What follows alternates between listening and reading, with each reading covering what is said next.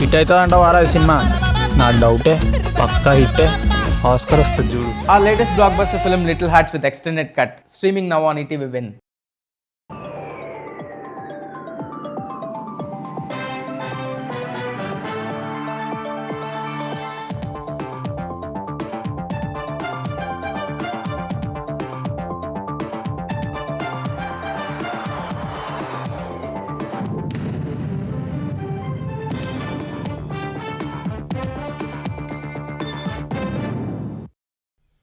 నమస్కారం, ఈటీవీ న్యూస్కు స్వాగతం. ముందుగా ముఖ్యాంశాలు.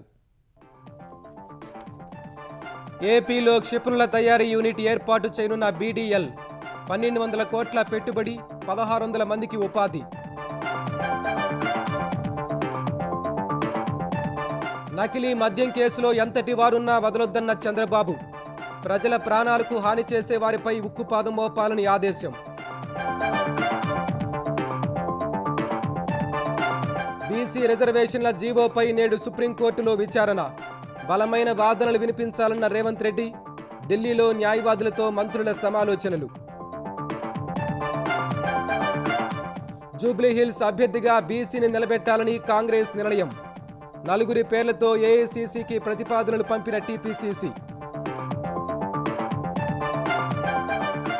దసరా సెలవులు ముగియడంతో తిరుగు పయనమైన నగరవాసులు, హైదరాబాద్ వచ్చే జాతీయ రహదారులపై బారులు తీరిన వాహనాలు.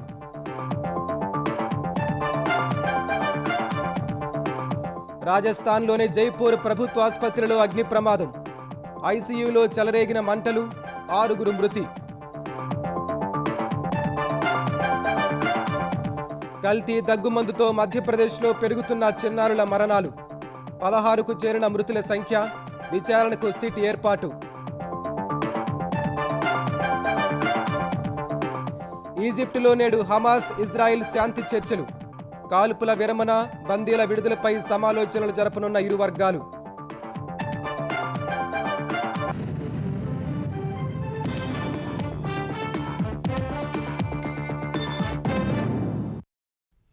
ఆంధ్రప్రదేశ్లో భారత్ డైనమిక్స్ లిమిటెడ్ సమీకృత ఆయుధ వ్యవస్థ ప్రొపెల్లెంట్ తయారీ యూనిట్ ఏర్పాటు చేయబోతోంది. ప్రకాశం జిల్లా దొనకొండలో ఏర్పాటు చేసే ఈ కేంద్రం ద్వారా ప్రత్యక్షంగా పరోక్షంగా మొత్తం 1600 మందికి ఉపాధి లభించనుంది. 2026 మార్చి కల్లా అనుమతులు తెచ్చుకుని 2028కి నిర్మాణం పూర్తి చేయనున్నట్లు బీడీఎల్ డిపిఆర్లో పేర్కొంది.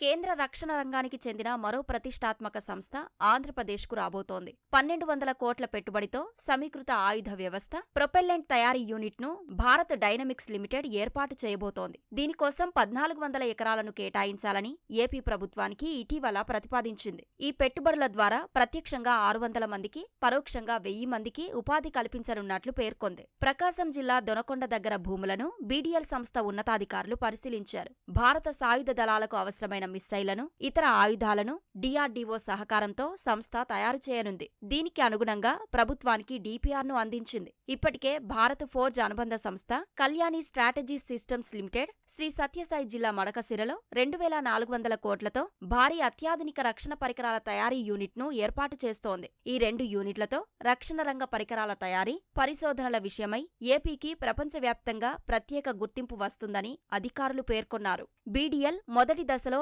650 కోట్ల పెట్టుబడులు పెట్టనుంది. రెండో దశలో మరో 550 కోట్లతో యూనిట్ను పూర్తి చేయనుంది. ఈ యూనిట్ ద్వారా 1000 టన్నుల సామర్థ్యమున్న ప్రొపెల్లెంట్ మోటార్లు, 130 యూనిట్ల సమీకృత ఆయుధ వ్యవస్థలను ఏర్పాటు చేయనుంది. 1200 ఎకరాల్లో ఆయుధ సామాగ్రి తయారీ, టెస్టింగ్ యూనిట్ ఏర్పాటు చేసి మిగిలిన 200 ఎకరాల్లో 600 కుటుంబాలు ఉండేందుకు వీలుగా టౌన్షిప్ ను అభివృద్ధి చేయనున్నట్లు సంస్థ ప్రతిపాదనలో పేర్కొంది. ఈ ప్రతిపాదనలకు అనుగుణంగా బీడీఎల్ కు 1346.67 ఎకరాలను కేటాయించాలని ప్రభుత్వం ప్రాథమికంగా నిర్ణయించింది. అందులో ప్రభుత్వం తన దగ్గర ఉన్న 317 ఎకరాలను ఎకరా 7.73 లక్షల చొప్పున కేటాయించాలని భావిస్తోంది. సాధ్యమైనంత త్వరగా మిగిలిన భూములను సేకరించాలని యోచిస్తోంది. సెన్సర్లు, కమ్యూనికేషన్, క్షిపణులు, తుపాకుల వంటి ఆయుధాలు పూర్తి సామర్థ్యంతో పనిచేసేందుకు పలు విభాగాల సమన్వయం అవసరం. ఆయా విభాగాలను సమన్వయపరిచి ముందుకు నడిపించే ఇంజనీరింగ్ వ్యవస్థలను సంస్థ ఏర్పాటు చేయనుంది. ఈ సాంకేతికత ద్వారా నిర్దేశిత లక్ష్యాలను ఛేదించే ఇంటిగ్రేటెడ్ వ్యవస్థ ఏర్పడుతుంది. అంతరిక్ష ప్రయోగాలకు సైన్యానికి అవసరమైన 1000 టన్నుల వరకు పేలోడ్లను తీసుకెళ్లే రాకెట్ మోటార్లను తయారు చేయనుంది. 2026 మార్చి కల్లా యూనిట్ ఏర్పాటుకు అవసరమైన అనుమతులన్నీ వస్తాయని, ఆ వెంటనే నిర్మాణాన్ని ప్రారంభించనున్నట్లు డిపిఆర్లో సంస్థ పేర్కొంది. నిర్మాణాన్ని 2028 మార్చికి పూర్తి చేయనున్నట్లు తెలిపింది. అదే ఏడాది జూన్కు యంత్రాలను అమర్చి సెప్టెంబర్ నాటికి ఉత్పత్తులను అందుబాటులోకి తీసుకురానున్నట్లు ప్రతిపాదనలో వెల్లడించింది. అమరావతి అనంతపురం ఎక్స్ప్రెస్ హైవే నుంచి సుమారు 8 కిలోమీటర్ల మేర 2 లేన్ల అప్రోచ్ రోడ్డు, రోజుకు 25,000 కిలోవాట్ల విద్యుత్తును, రోజుకు 2,000 కిలోలీటర్ల నీటిని సరఫరా చేసే వ్యవస్థలు మౌలిక సదుపాయాల కింద అవసరమని బీడీఎల్ ప్రతిపాదించింది. అన్నమయ్య జిల్లా మొలకల చెరువు నకిలీ మద్యం కేసులో నిందితులు ఎవరైనా సరే వదలొద్దని ముఖ్యమంత్రి చంద్రబాబు అధికారులను ఆదేశించారు. కేసును సమగ్రంగా విచారణ చేయాలని తెలిపారు. ప్రజల ప్రాణాలకు హాని చేసే నేరాలపై ఉక్కుపాదం మోపాలని నిర్దేశించారు. అన్నమయ్య జిల్లా తమ్మళ్లపల్లి నియోజకవర్గం మొలకల చెరువులో వెలుగు చూసిన నకిలీ మద్యం వ్యవహారంపై ముఖ్యమంత్రి చంద్రబాబు ఎక్సైజ్ శాఖ అధికారులతో ఆదివారం సమీక్ష నిర్వహించారు. కేసుపై అధికారులను అడిగి వివరాలు తెలుసుకున్నారు. కేసును అన్ని కోణాల్లో నిష్పక్షపాతంగా దర్యాప్తు చేయాలని ఆదేశించారు. నిందితులు ఎంతటి వారైనా వదలొద్దని, కఠిన చర్యలు తీసుకోవాలని స్పష్టం చేశారు. రాష్ట్రంలో నకిలీ మద్యాన్ని ఎట్టి పరిస్థితుల్లోనూ ఉపేక్షించేది లేదని తేల్చి చెప్పారు. ప్రజల ప్రాణాలకు చేటు చేసే నేరాలపై ఉక్కుపాదం మోపాలని ఆదేశించారు. మొలకల చెరువు నకిలీ మద్యం తయారీ కేసులో అద్దెపల్లి జనార్దన్ రావు అనే వ్యక్తి ప్రధాన నిందితుడని అధికారులు సీఎంకు వివరించారు. విజయవాడలో అతని పేరిట ఓ బార్ లైసెన్స్ ఉందని, కల్తీ మద్యం తయారీ కోసమే అతను మొలకల చెరువుకొచ్చాడని తెలిపారు. పెద్దతిప్ప సముద్రంలోని ఆంధ్ర వైన్స్, మొలకల చెరువులోని రాక్ స్టార్ వైన్స్ కు ఆ సరుకును సరఫరా చేశాడని, ఆ 2 వైన్ షాపులను సీజ్ చేశామన్నారు. జనార్దన్ రావు ప్రస్తుతం విదేశాల్లో ఉన్నాడని, స్థానిక నాయకుడు జయచంద్రారెడ్డి పాత్రపైన దర్యాప్తు చేస్తున్నట్లు వివరించారు. ఈ నకిలీ మద్యం తయారు కేంద్రానికి కొందరు స్థానికుల సహకారం కూడా ఉందని సీఎంకు అధికారులు వివరించారు. నకిలీ మద్యం కేసుకు సంబంధించిన వివరాలన్నింటినీ సీఎంకు అధికారులు వివరించారు. ఇటీవల మొలకల చెరువులో నకిలీ మద్యం బాటిళ్లతో కొందరు పట్టుబడ్డారని, విచారణలో వారు వెల్లడించిన సమాచారం ఆధారంగా కదిరి నత్తున కోటలో నకిలీ మద్యం తయారీ కేంద్రంపై దాడులు చేశామని అధికారులు తెలిపారు. ఈ నేరానికి పాల్పడుతున్న 14 మందిని గుర్తించి 10 మందిని అరెస్టు చేశామని, నకిలీ లేబుళ్లు, వివిధ బ్రాండ్ల బాటిళ్లు స్వాధీనం చేసుకున్నామన్నారు. అద్దెపల్లి జనార్దన్ రావు ఈ కేంద్రాన్ని నిర్వహిస్తున్నట్లు దర్యాప్తులో తేలిందని వివరించారు. నకిలీ మద్యం సరఫరా కోసం అతను తమిళనాడుకు చెందిన 4, ఒడిశాకు చెందిన ఓ వ్యక్తిని నియమించుకున్నాడని తెలిపారు. జనార్దన్ రావు ఆదేశాల మేరకే తాము నకిలీ మద్యం తయారీ, సరఫరా చేశామని, అరెస్టైన నిందితులందరూ వాంగ్మూలాలిచ్చారని సీఎంకు వివరించారు. ములకల చెరువులోని rock star wines license T Rajesh పేరిట ఉంది. అతని వాహనంలోనే నకిలీ మద్యం రవాణా చేస్తుంటే పట్టుకున్నామన్నారు. ఈ కేసులో జనార్దన్ రావు, కొట్టారాజు, రాజేష్, కె శ్రీనివాసరావును అరెస్ట్ చేయాల్సి ఉందన్నారు. వీరి ఆర్థిక లావాదేవీలతో పాటు నకిలీ మద్యాన్ని ఎక్కడెక్కడకు సరఫరా చేశారో లోతుగా దర్యాప్తు చేస్తున్నట్లు స్పష్టం చేశారు. అన్నమయ్య జిల్లా మొలకల చెరువులో కల్తీ మద్యం తయారీ వ్యవహారంలో ఆరోపణలు ఎదుర్కొంటున్న తెలుగుదేశం నాయకులు దాసరిపల్లి జయచంద్రరెడ్డి, సురేంద్ర నాయుడులను ఆ పార్టీ సస్పెండ్ చేసింది. ఈ వ్యవహారంలో వారి పాత్రపై విచారణ చేయాలని నిర్ణయించినట్లు తెలుగుదేశం ఆంధ్రప్రదేశ్ అధ్యక్షుడు పల్లా శ్రీనివాసరావు ఓ ప్రకటనలో తెలిపారు. సీఎం చంద్రబాబు ఆదేశాల మేరకు ఈ నిర్ణయం తీసుకున్నట్లు వెల్లడించారు.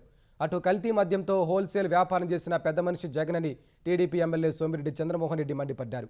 వైసీపీ హయాంలో డిస్టిలరీలను బలవంతంగా లాక్కుని అక్కడ తయారు చేసిన కల్తీ మద్యాన్ని ప్రభుత్వ డిపోలు, మద్యం దుకాణాల ద్వారా ప్రజలకు సరఫరా చేశారని ఆరోపించారు. ఆ మద్యాన్ని తాగి వేల మంది చనిపోగా లక్షల మంది అనారోగ్యం పాలయ్యారని సోమిరెడ్డి తెలిపారు. బీసీలకు 42% రిజర్వేషన్ల అమలు జీవోపై నేడు సుప్రీంకోర్టులో, 8న హైకోర్టులో విచారణ నేపథ్యంలో తెలంగాణ ప్రభుత్వం అప్రమత్తమైంది. స్థానిక సంస్థల ఎన్నికల తొలిదశ నోటిఫికేషన్ను ఈ నెల 9న జారీ చేయనున్నట్లు రాష్ట్ర ఎన్నికల సంఘం ఇప్పటికే ప్రకటించింది. ఈ నేపథ్యంలో ఈ ఎన్నికల్లో 42% బీసీ రిజర్వేషన్ల అమలుకు జారీ చేసిన జీవోపై సుప్రీంకోర్టులో జరగనున్న విచారణపై ఉత్కంఠ నెలకొంది.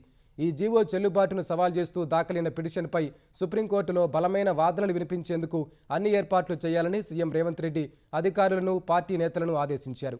అటు బీసీలకు 42% రిజర్వేషన్ల అమలుకు తీసుకుంటున్న చర్యలను కొందరు అడ్డుకునే ప్రయత్నం చేస్తున్నారని మంత్రి పొన్నం ప్రభాకర్ ఆరోపించారు. ఇది ఎస్సీ, ఎస్టీ వర్గాలకు రాజ్యాంగబద్ధంగా కల్పించిన రిజర్వేషన్లకు ఎలాంటి నష్టం కలిగించేది కాదన్నారు. అన్ని రాజకీయ పార్టీల ఏకాభిప్రాయంతో అసెంబ్లీలో రిజర్వేషన్ల పెంపు బిల్లు ఆమోదం పొందిందని ఆయన గుర్తు చేశారు. బీసీల రిజర్వేషన్ల జీవోపై నేడు సుప్రీంకోర్టులో విచారణ నేపథ్యంలో తెలంగాణ ప్రభుత్వం తరపున ఎలాంటి వాదనలు వినిపించాలో సీనియర్ న్యాయవాదులతో ఉప ముఖ్యమంత్రి భట్టి బృందం సమావేశమైంది. సీనియర్ అడ్వకేట్లు అభిషేక్ సింఘ్వి, సిద్ధార్థ్ దవే, తెలంగాణ ప్రభుత్వ న్యాయవాది Shravan Kumar, AICC BC cell chairman Anil జైహింద్తో మంత్రులు చర్చలు జరిపారు. స్థానిక సంస్థల్లో బీసీలకు 42% రిజర్వేషన్ల అమలుకు రాష్ట్ర ప్రభుత్వం జారీ చేసిన జీవోను నిలుపుదల చేయాలని రాజన్న సిరిసిల్ల జిల్లా గంభీరావుపేట మండలం కొత్తపల్లికి చెందిన వంగా గోపాల్రెడ్డి దాఖలు చేసిన రిట్ పిటిషన్ సోమవారం సుప్రీంకోర్టులో విచారణకు రానుంది. బీసీల జనాభాకు తగ్గట్లు విద్యా, ఉద్యోగాలు, స్థానిక సంస్థల్లో బలహీన వర్గాలకు సామాజిక న్యాయం చేయడానికి రాష్ట్ర ప్రభుత్వం తీసుకుంటున్న చర్యల గురించి ధర్మాసనానికి వివరించాలని ఏకాభిప్రాయానికి వచ్చారు. అవసరమైతే మంత్రులు భట్టి, పొన్నం, శ్రీహరి కోర్టుకు హాజరై వాదనలు ప్రత్యక్షంగా వీక్షించనున్నట్లు తెలిసింది. జూబ్లీహిల్స్ ఉప ఎన్నిక కోసం కాంగ్రెస్ అభ్యర్థిని 2-3 రోజుల్లో అధికారికంగా ప్రకటించే అవకాశం ఉంది. బీసీలకు రిజర్వేషన్లను 42% పెంచుతూ జీవో ఇచ్చినందున జూబ్లీహిల్స్ టికెట్ను అదే సామాజిక వర్గానికి ఇవ్వాలని ఏఐసీసీని కాంగ్రెస్ తెలంగాణ నేతలు కోరుతున్నట్లు తెలుస్తోంది. ఈ నేపథ్యంలో గ్రేటర్ హైదరాబాద్లో బలమైన బీసీ సామాజిక వర్గాల నుంచి 3 నేతల పేర్లను ప్రతిపాదించినట్లు సమాచారం. నవీన్ యాదవ్, మాజీ ఎంపీ అంజన్ కుమార్ యాదవ్, మాజీ mayor Bonthu Rammohan, corporator CN Reddy పేర్లను టీపీసీసీ ఏఐసీసీకి పంపింది. ఈ 4 పేర్లపై సీఎం రేవంత్ రెడ్డితో పలు దఫాలుగా AICC in-charge Meenakshi Natarajan, TPCC అధ్యక్షుడు మహేష్ కుమార్ గౌడ్ చర్చించి ఆర్థిక, సామాజిక బలాబలాలను బేరీజు వేసిన తర్వాతే ప్రతిపాదించినట్లు పార్టీ వర్గాలు వెల్లడించాయి. వీరిలో నవీన్ యాదవ్ 2014 అసెంబ్లీ ఎన్నికల్లో ఎంఐఎం అభ్యర్థిగా పోటీ చేసి ఓడిపోయారు. నవీన్ యాదవ్కే టికెట్ దక్కే అవకాశాలున్నట్లు పార్టీలో ప్రచారం జరుగుతోంది. జూబ్లీహిల్స్ ఉప ఎన్నిక తెలంగాణ భవిష్యత్తును మార్చే ఎన్నికని మాజీ మంత్రి హరీష్ రావు అన్నారు. రేవంత్ సర్కారు 6 గ్యారెంటీలతో సహా అన్నింటికీ మంగళం పాడిందని విమర్శించారు. తమ అభ్యర్థి మాగంటి సునీతకు మద్దతుగా జూబ్లీహిల్స్ పరిధిలోని యూసఫ్ గూడలో హరీష్ రావు బైక్ ర్యాలీ నిర్వహించారు.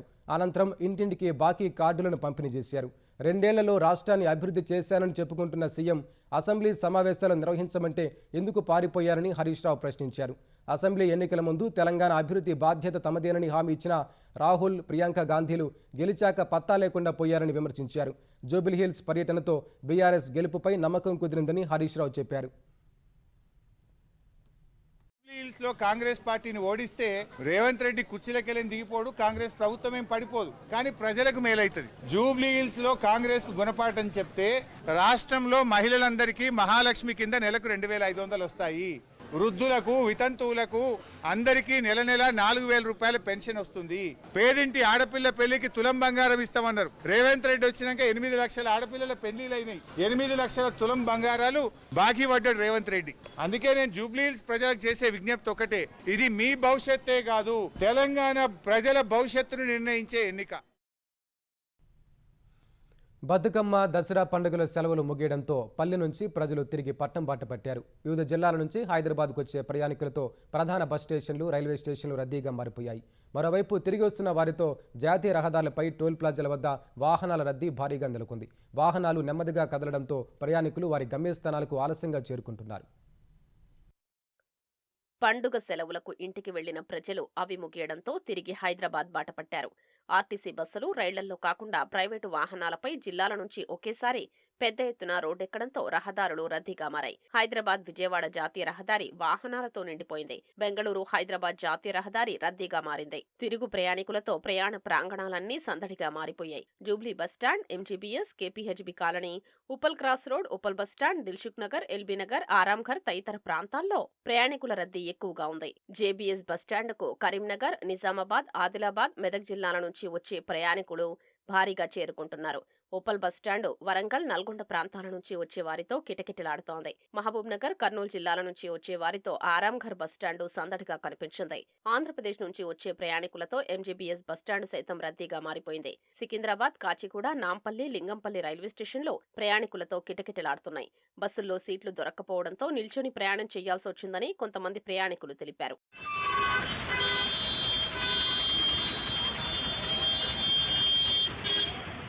సొంతూళ్లకు వెళ్లిన వారు తిరిగి వస్తుండటంతో విజయవాడ హైదరాబాద్ జాతీయ రహదారిపై వాహనాలు కిలోమీటర్ల మేర బారులు తీరాయి. కొర్లపహాడ్, పంతంగి టోల్ ప్లాజా వద్ద వాహనాల రద్దీ ఎక్కువగా ఉండటం వల్ల గంటల కొద్దీ రోడ్డుపైనే నిరీక్షించాల్సి వచ్చింది. నార్కట్పల్లి, చిట్యాల, పెద్దకాపర్తి, చౌటుప్పల్, దండుమల్కాపురం వద్ద రద్దీ ఎక్కువగానే కనిపించింది. ట్రాఫిక్, సివిల్ పోలీసుల సమన్వయంతో ట్రాఫిక్ జామ్ తలెత్తకుండా ఎప్పటికప్పుడు క్రమబద్ధీకరించారు. మహబూబ్ నగర్ జిల్లా అడ్డాకల్ మండలం శాగాపురం సమీపంలో ఉన్న టోల్ ప్లాజా వద్ద వాహనాలు బారులు తీరాయి.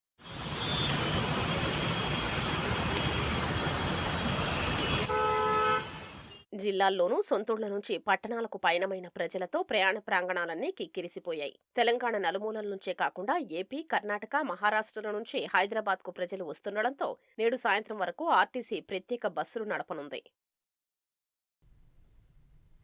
స్వర్ణాంధ్ర స్వచ్ఛాంధ్ర కార్యక్రమంలో భాగంగా నేడు ముఖ్యమంత్రి చంద్రబాబు స్వచ్ఛతా అవార్డులు ప్రదానం చేయనున్నారు. స్వచ్ఛాంధ్ర లక్ష్యాల్లో ఉత్తమ పనితీరు కనబరిచిన సంస్థలు, వ్యక్తులు, ప్రభుత్వ శాఖలకు విజయవాడలో నిర్వహించనున్న కార్యక్రమంలో ఈ అవార్డులు అందించనున్నారు. రాష్ట్ర స్థాయి నుంచి గ్రామ స్థాయి వరకు స్వచ్ఛతను పాటించడంలో అగ్రస్థానంలో ఉన్న మున్సిపాలిటీలు, గ్రామ పంచాయతీలకు అవార్డులు అందిస్తారు. మొత్తం 21 కేటగిరీల్లో రాష్ట్ర స్థాయిలో 69 అవార్డులు, జిల్లా స్థాయిలో 1257 అవార్డులు విజేతలకు అందించనున్నారు. ఈ స్వచ్ఛాంధ్ర అవార్డులకు గాను రాష్ట్ర స్థాయిలో 6 మున్సిపాలిటీలు, 6 గ్రామ పంచాయతీలు ఎంపికయ్యాయి. స్వచ్ఛతకు పెద్దపీట వేసిన పారిశుద్ధ్య కార్మికులు, గ్రీన్ అంబాసిడర్లు, స్వయం సహాయక సంఘాలకు కూడా ముఖ్యమంత్రి అవార్డులు అందించనున్నారు.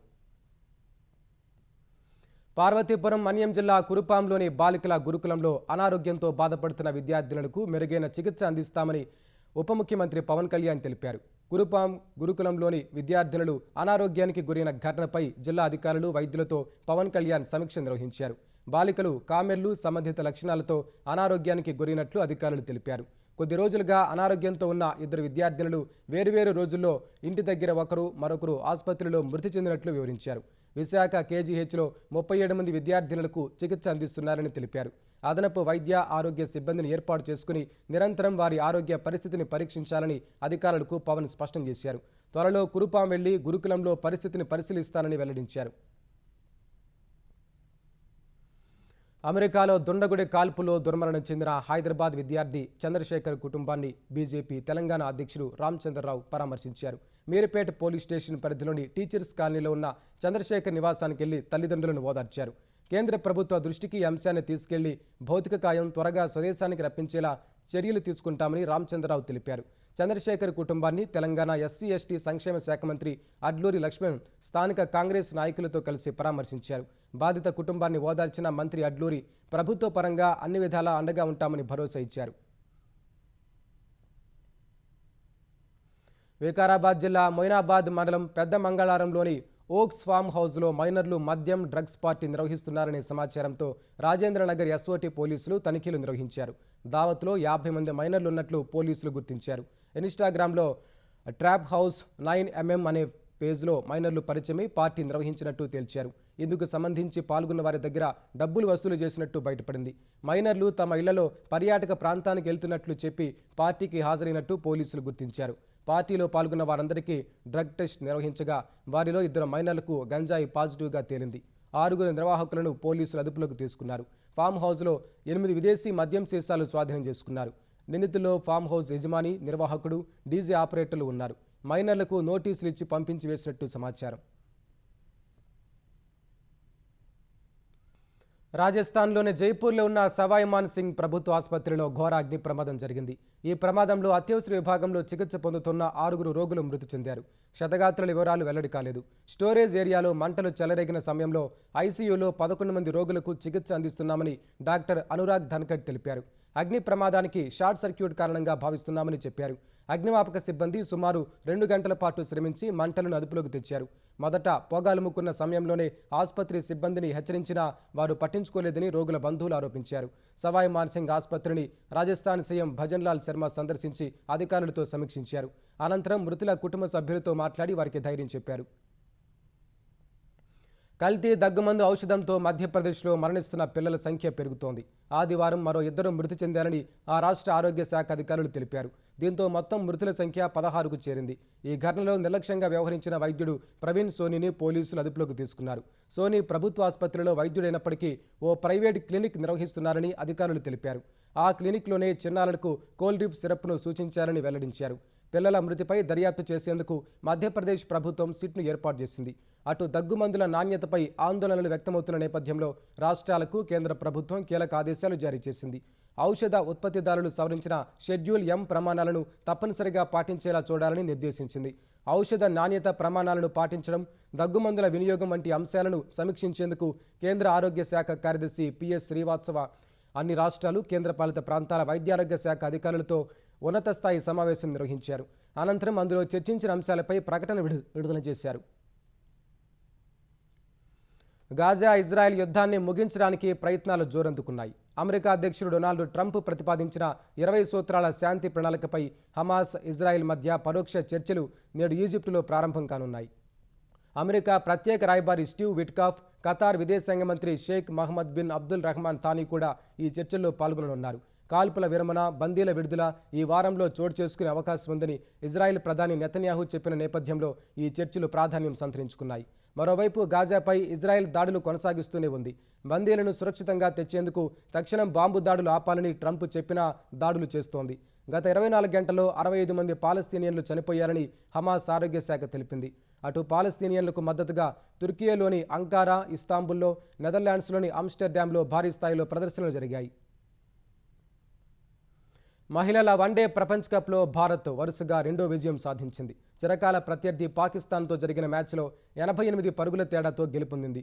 తొలుత బ్యాటింగ్ చేసిన భారత మహిళల జట్టు 50 ఓవర్లలో 247 పరుగులకు ఆలౌట్ అయింది. హర్లీన్ డియోల్ 46 టాప్ స్కోరర్గా నిలవగా, రిచా ఘోష్ 35, జెమిమా రోడ్రిగ్స్ 32, ప్రతీకా రావల్ 31, దీప్తి శర్మ 25 పరుగులు చేశారు. పాక్ బౌలర్లో డయానా బేగ్ 4, ఫాతిమా సనా 2, సాదియా ఇక్బాల్ 2, రమీన్ షమీం, నష్రా సంధు తలో వికెట్ తీశారు. అనంతరం 248 పరుగుల లక్ష్యంతో బరిలోకి దిగిన పాకిస్తాన్ భారత్ బౌలర్ల ధాటికి 159 పరుగులకి ఆలౌటైంది. పాక్ బ్యాటర్లలో 8 మంది సింగిల్ డిజిట్కే పరిమితమయ్యారు. సిద్రా అమీన్ 81 పరుగులు చేసి చివరి వరకు పోరాడింది. భారత బౌలర్లలో క్రాంతి గౌడ్ 3, దీప్తి శర్మ 3, స్నేహ్ రాణా 2 వికెట్లు పడగొట్టారు.